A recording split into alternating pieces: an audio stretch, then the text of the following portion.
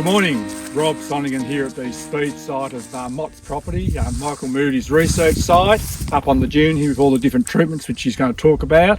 But on this site we're just talking about the actual treatment of this site, what the farmer's done, what could be done. The farmer about 6 or 7 years ago established this single row of red gums which are doing quite well, but with the amount of seepage coming out of this site, one row is not going to be enough in its own. I'd certainly be looking at a second row here, and that may in the long term be enough to soak up the moisture coming out of this dune.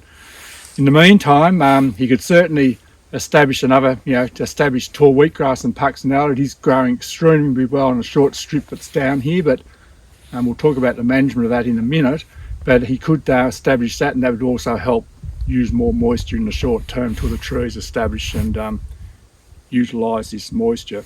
The water table here is quite close to the surface, 20 centimetres down, so very close and not too bad. It's only about 3,000 or 4,000 EC, so very suitable for trees and tall wheatgrass. But the long-term management of this site is an issue, and one of the things I'll get Jarrod to talk about is the whole issue of grass contamination from these sites. Yeah, and it is a problem across the Mallee with grass control in these seep sites, especially these reclaimable sites with low EC. Is that the subsequent germinations that occur throughout the duration of the cropping period just continually keep coming up, and you can't get adequate control without actually coming back and physically bombing out those sites to try and control the grass.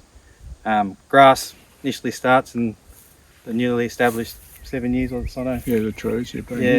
And grass gets dragged out from those sites, and also encumbers potential establishment of the tall wheatgrass and everything else that you want to do in the system as well. So it becomes an economic drain and a real decision for the grower as to what he actually does to make sure this site's still viable.